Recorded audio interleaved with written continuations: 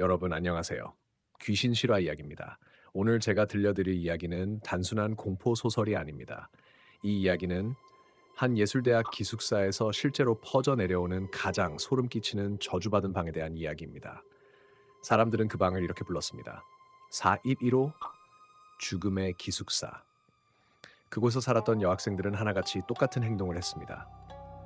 한밤중 마치 누군가에게 홀린 듯 옥상 끝에 서서 웃으며 말했습니다. 황제 폐하 소녀가 왔습니다. 그리고 그들은 모두 미소를 지은 채 죽었습니다. 그 방에서는 자살이 아니었습니다. 살인이 아니었습니다. 무언가 사람이 아닌 존재가 그들을 끌어당겼던 것입니다. 오늘 이야기의 시작은 우한예술학원, 칠흑 같은 밤, 검은 구름이 하늘을 삼키던 그날로 거슬러 올라갑니다. 지금부터 기숙사 411호에서 일어난 첫 번째 죽음의 밤, 그 끔찍한 이야기를 들려드리겠습니다. 밤 하늘은 먹물처럼 새까맣게 어두웠다. 짙고 거대한 검은 구름이 우한학원 전체를 뒤덮고 있었다. 하늘은 음산하게 가라앉아 침묵 속에 잠겨 있었고 마치 거대한 소용돌이가 학원 전체를 집어삼키려는 듯했다. 야간 근무 중이던 경비실의 노인은 불을 켰다. 얇은 외투를 걸치고 창밖을 바라보던 그는 검은 하늘을 보며 손으로 눈을 비비고 손전등을 들어 하늘을 비추었다. 세상에. 노인의 눈에는 공포가 가득했다. 무언가에 놀란 듯한 표정이었다. 한참이 지나서야 겨우 진정한 그는 중얼거렸다. 깊은 밤, 거센 바람, 하늘을 피가 덮었구나. 분명 불길한 징조다. 아직 10월 초였지만 바람은 유난히 차갑고 뼛속까지 스며들 듯했다. 학교 전체가 갑자기 황량해졌고 마치 버려진 고대 도시처럼 느껴졌다. 몇 마리의 까마귀가 하늘을 날아다니며 학교 예술관의 시계탑 위에 내려앉았다.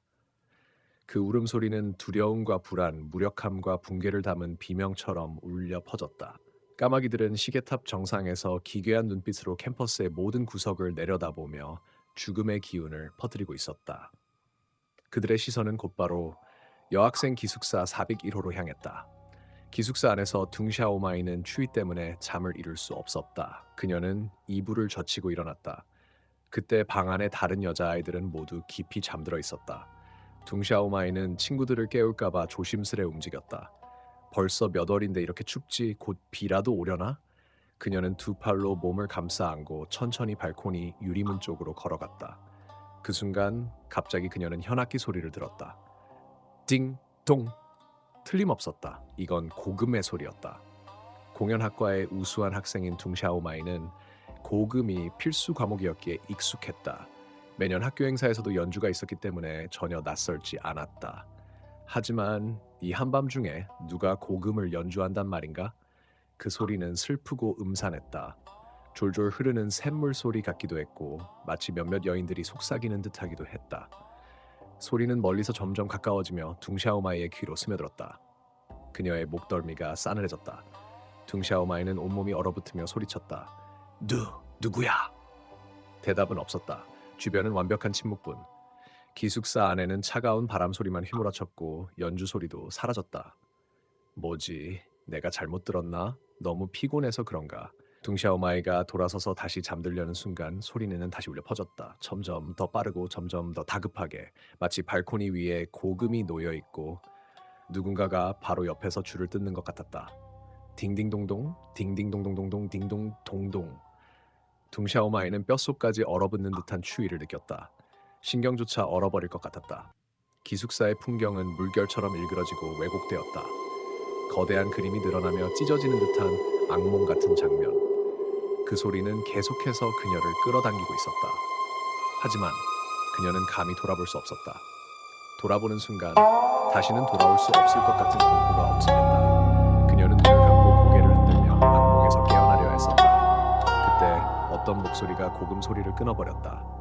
샤오마이, 왜 발코니에 서 있어? 안으로 들어와. 거기 너무 추워. 둥샤오마이는 그 목소리가 같은 방에 있는 쉬에셰의 목소리라는 걸 알아차렸다. 구원받은 듯한 기분에 그녀는 눈을 떴다.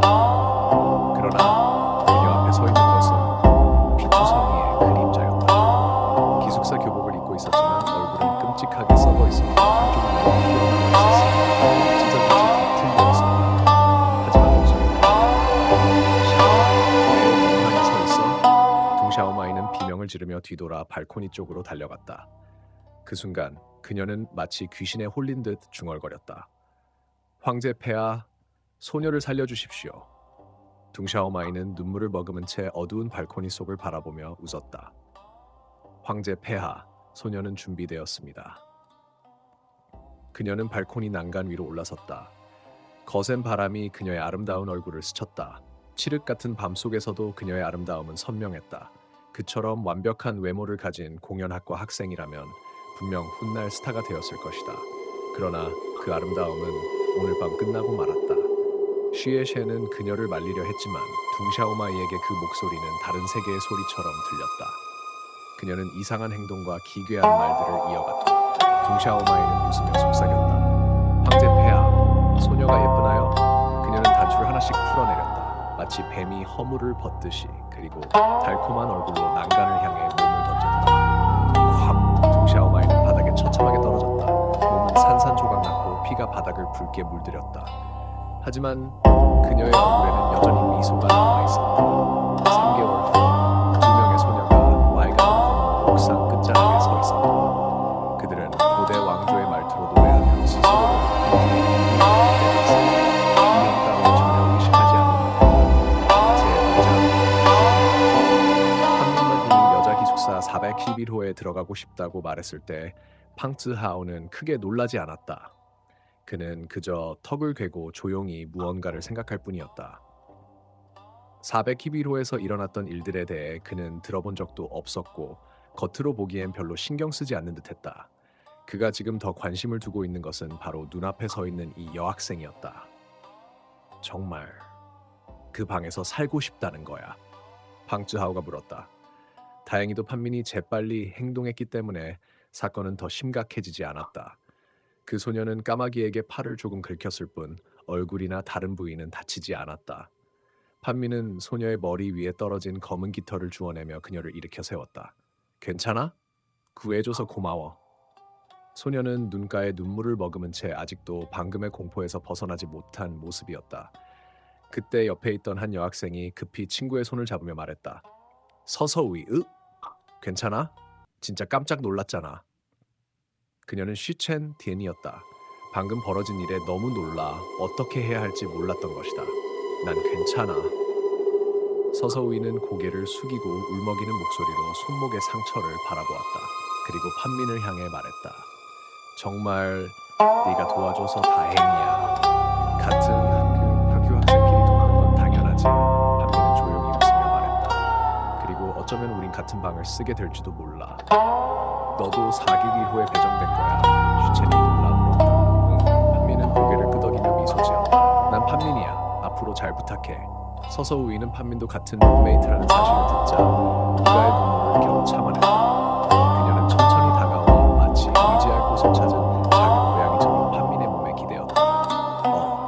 판민은 조금 당황하지만 대신 머리를 쓰다듬으며 작은 목소리로 말했다. 괜찮아. 아무것도 아니야. 그때 처음에는 겁에 질려있던 다른 여자아이들은 이제 마음을 가라앉힌 채 서서우이를 향해 조롱을 퍼붓기 시작했다. 봐, 내가 말했잖아. 그 방엔 귀신이 있다고. 이제 막 들어왔는데도 벌써 이런 일이 생기잖아. 앞으로 무슨 일이 더 생길지 누가 알아? 방금 그 까마귀는 죽음의 징조야. 그 방에 들어간 순간부터 끝난 거라고. 짝! 그 순간 411호의 네 번째 소녀 왕딩 위인호가 갑자기 일어나 조롱 여학생의 뺨을 세게 때렸다. 그녀는 분노에 찬 목소리로 말했다. 난 너희 같은 비열한 여자들이 제일 싫어. 남이 불행하면 즐거워하는 쓰레기들.